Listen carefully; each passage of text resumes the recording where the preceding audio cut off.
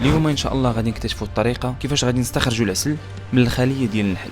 غادي نشارك معكم كاع المراحل اللي غادي ندوزو منها حتى غادي نحصلوا على العسل.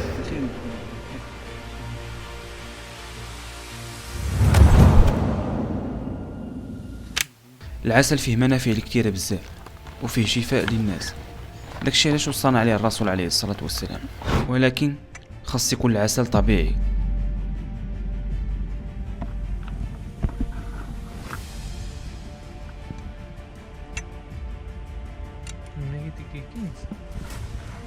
وضروري تكملوا الفيديو حتى الاخير حيت غنوريكم واحد الطريقه اللي علميه ومجربه غادي نعرفوا بها اي عسل واش طبيعي 100% ولا مغشوش، وغنجربها قدامكم وغتشوفوا النتيجه بعينيكم.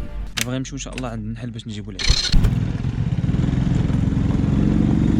اولا غادي نمشيو للبلاصه اللي كتواجد فيها النحل، وكما شفتوا حنا طالعين مع الجبل حيت النحل عزيز عليهم انهم يكونوا في شي بلاصه اللي تكون خاويه وتكون كبيره، ومن الاحسن تكون فيها درجه الحراره مرتفعه شويه وتكون عاليه. داكشي علاش الاغلبيه ديال الناس كيحطوا الخلايا ديال النحل ديالهم فوق الجبل.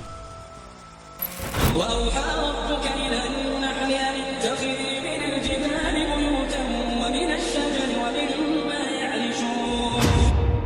هادو دابا اللي كتشوفوا قدامكم هما البلايك اللي كيخدم فيهم النحل، يعني هنا فاش كيدير العسل، ولكن هاد البلايك هادو ديجا تجبد منهم العسل وقدام، يعني ما خدامينش دابا.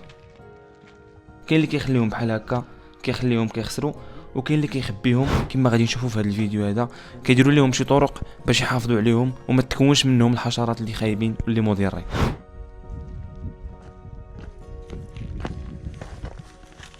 دابا غادي نقادو السلاح ديالنا الطبيعي، حيت الا ما درتيش هذا السلاح ديال الدخان غادي يهجموا عليك النحل وما غاديش تقد انك تجبد العسل. هذا الدخان هذا كيكالميهم وما كيقدوش انهم يهجموا عليك. حاسي انا طبيعي حتى هذا التجهيز ديال الكرتون هذا غير تشلح يدو الشوط كاستك كتخدي كوريان توزوقه توين عندي وكان السلاح زعما طبيعي كيتس سلاح طبيعي هكا. وكما شفتوا هذا الدخان اللي قد رضوان طبيعي، يعني غير ديال الشجر ما فيش شي حاجه اللي غادي تضرهم.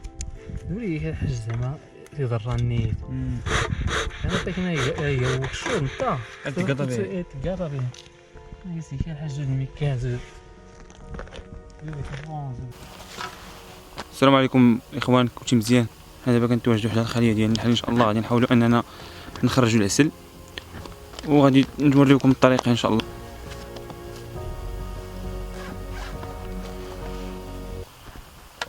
قول فيدي فيدي نكزا هذا تيان شيء يا زين نقل.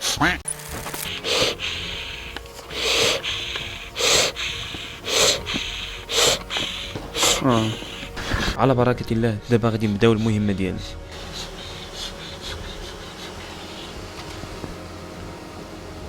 كما كتشوفوا خاصنا نحلو كل صندوق ونشوفوا شحال من بلاكا فيه عامرة، وكنحاولوا نشوفوا البلايك اللي ما فيهمش الاولاد ديالهم، نهزوا غير ديك البلايك اللي فيهم العسل بوحدهم. هذاك مسكين واحد ولا يزاون غير الصوت الناس نزموا وغاية دول لازم كسوالو تحرتي تخون باش نصاي ولا سيستمن تخون كيف يستمن ولا حرانا تيتخون تتني تاع الطبق نشوف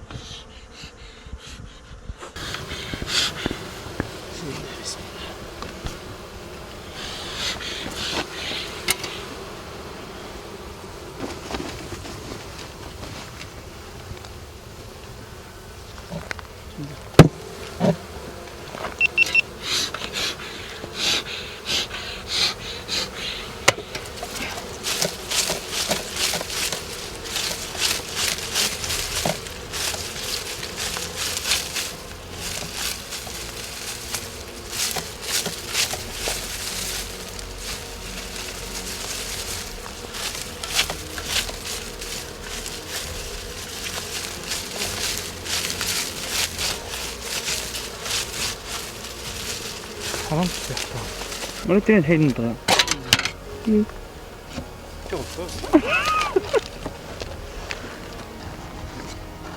كنحيدو كاع دوك البلايك اللي فيهم العسل وكنهزوهم كنديروهم في هذا الصندوق باش نديهم لواحد البلاصه اخرى تما فين غادي تتم العمليه ديال استخراج العسل. وغادي يخليك مدار وصافي.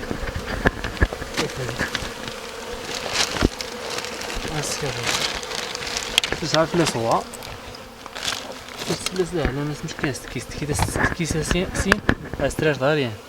كما كتشوفوا هاد الحجره هادي اللي كاينه فوق هاد الصندوق هي علامه، يعني خدينا جوج بلايك وخاصنا نرجعوا وحده.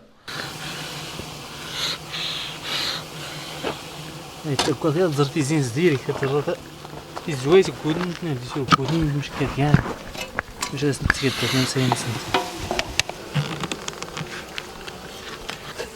تتوكو جات سنت ما نسيت نسيت نطيا غير دايت تيلي ولي ديك شوكو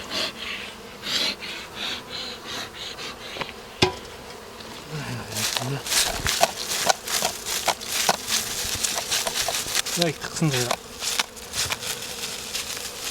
اوكي دابا اي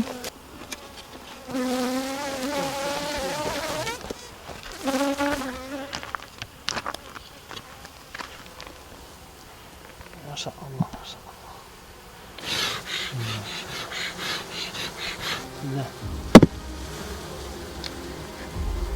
قصدك كذا وكو شي جامد فين لا اش كتمثل ديري كذا كويا غير خليك تعرني قالت لك تجمع تجمع كاين هو دوري هذا صافي انا الراوي باينك زرتين كنا اللي كندوان زرتين غرب انا بنت وانا دوان صافي هكا والله السنه ريانس انا تنقاني خصهم شد الريسي شنو غادي نشور راسنا ديما نشور ولات 3 سنطره نفس النهار صح تنصرف فيها هذا ما يكون باش درت السرول باش تسمى كتخدم سميتو اذا تعذبنا ولا خديتو كتشدي تسنتي زاد زعما هرمون كيطلب كيسمع كاع الحوايج زرزر ما دي فوطي ها هذا يا شن كيسمع كاع الحوايج وريني عندك انا درت السوق فيه قصاك درج كمان ما كاينش كان هيت موسو زريت هيت بومباني تفيس ولا زرا شكون السنه ولا داز كيلا خطو الزنطه يلا يلا هو داسني قال عليك ياك اي زرا ودي حرام هذا غاية ديوراني يسترك ملي كدرت الدروان تفتي بسيط يستري باش نصير صيدا غانو بنسى فين هذيك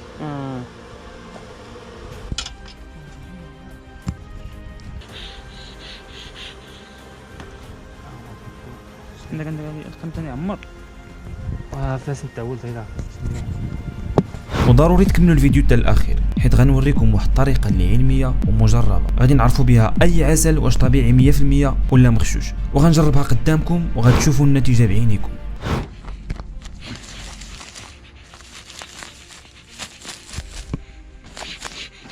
صافي دابا المرحله الثانيه هاي الصوات كلشي تخشش على حق الله اكبر باش تيستفوق تمن شو غاية هادي حافظ غاية وخلي حبيبي كاس نوريك صوت والو وراه خسر خصوصا حتى اللي قلنا راه يا اللي سيدي شي زي دارت تيورا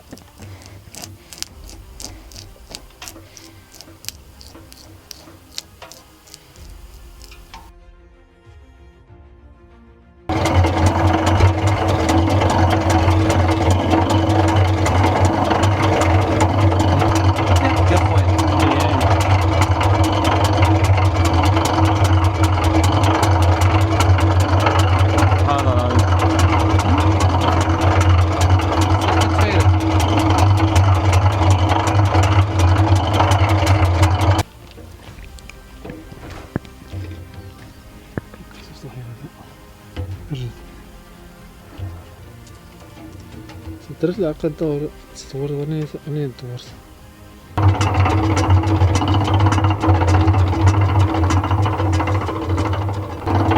زي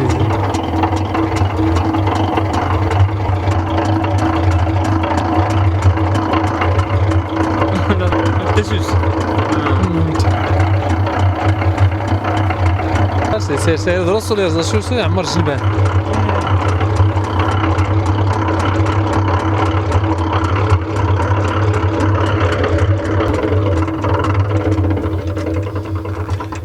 زعما دار التسوس الدراري. ايه دابا المرحله الثالثه، هاد البلاكات هادو خاصنا نرجعوهم تاني لبلاصتهم. دابا هادو خوهم من العسل، غنرجعوهم باش يعمرهم تاني نحل البلاصه. هو البلايص هو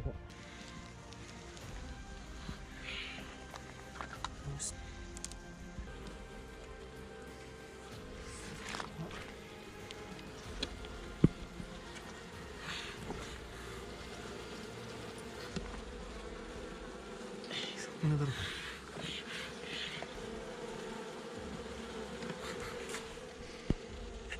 دابا هاد البلاك هادو اللي شاتو غادي نرجعوهم عاوتاني لهنا وغادي نزيد عليهم. هيك السير دوان انت غير فاس ندير تقندغين. علاش ني درت كاع الكافور؟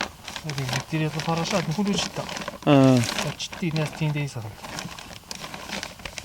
باش الكافور اللي تزول الفراشان. وراه انت اش كيتقنوا انسان الريحان كافور فلاست. بلاصه تغطي. وراه كيزيد تخرق والو ما يديها وارسه يزيد الفراشان كيس تخلق انت. هي كيزيد تخرق انت تقولو تسوس تقولو تشتا تيخنقور ولا تدقايا تدقايا دا ودي يا تختار الكافور تقدا. كودنا ديال ترزمتي خصها استكدير ما ترزمت كاين تا كذا شوف كنا بس جوج من الريح وانا لا مشكل هاد دار فورتان مشكل هاد دوب سي يستعمل فيه طامر الريح تسوي سوي ترزمت صافي تمس خصها تختار من الجي باش طايسي انت يستعمل. ايه هو هذا التوقيع في ذاك يديك في الوقت التوقيع خويا اختار لي ولولي تقننا ما ايه صندوق هو كل شتي لازم يخلو هنا يخلو دغيا هادي حاجه يستبدلها خلي دغيا يجبدو غنز ولا صافي تمشي سيو مع الميك صافي تنفس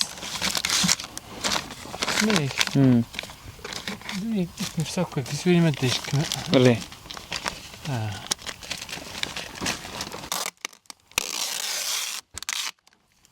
كما شفتوا دابا رضوان كيخبي هاد البلايك هادو. هاد البلايك اللي وريتكم في الاول ديال الفيديو اللي قلت لكم باللي كاين اللي كيخليهم بحال هكا كيخسروا وكاين اللي كيخبيوهم وكيعاود يزيدهم للنحل وقت ما خاصينهم.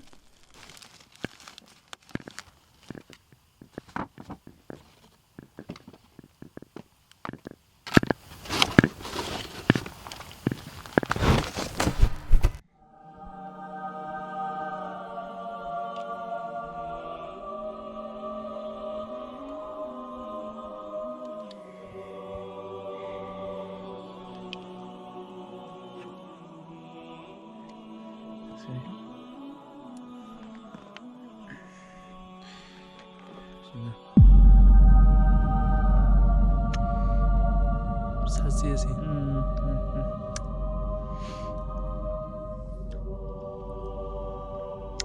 شاء الله يا سلام. وبهذه الطريقه وريناكم كيفاش كيخرج العسل طبيعي اللي فيه بزاف ديال المنافع واللي وصانا عليه الرسول عليه الصلاه والسلام. ودابا جبنا العسل ودابا غادي نمشيو نعرفوا الطريقه باش غنعرفوا العسل الطبيعي والعسل المغشوش. كما قلت لكم طريقه مجربه وعلميه. الصراحه هي ماشي علميه ولكن مجربه. يلا دابا نشوفوا التجربه. واخا حنا متاكدين ان هذا العسل اللي جبناه راه طبيعي حيت جبناه وسط النحل، ولكن غادي نديروا التجربه باش نتوما تاكدوا ونيت تعرفوا الطريقه كيفاش تكتشفوا العسل الطبيعي والعسل المغشوش. ودابا كما كتشوفوا الاخوان حنا جينا باش نديروا التجربه ديالنا العلميه والمجربه. غادي نخويو العسل ديالنا في هذا التبسيط وغادي نخويو عليه شويه ديال الماء وغادي نحركوه بشكل دائري. الا داب لينا العسل في الماء فراه هذا العسل مغشوش، والا تكونوا فيه دوك المربعات اللي كيكونوا في الخليه ديال النحل فراه هذا العسل طبيعي 100%. بهذه الطريقه هذه باش غادي تعرفوا وغادي نجربوها قدامكم ان شاء الله.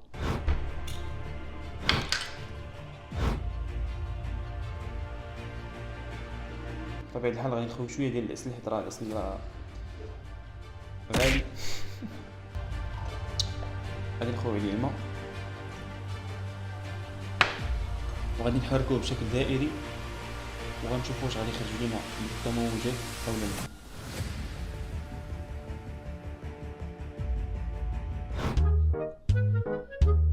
هنا نتوما كما كتشوفوا الاخوان تكونوا فيه دوك المربعات اللي كيكونوا في الخليه. اذا كما شفتوا الاخوان العسل ديالنا طبيعي 100% وماشي مغشوش. هاد الطريقه هذه تقدروا تكتشفوا بها العسل واش طبيعي ولا ماشي طبيعي. شكرا لكم بزاف. الخوارزميات ديال اليوتيوب كيقولوا انك الا كملت هذا الفيديو فغادي يعجبك هذا الفيديو هذا تفرج فيه.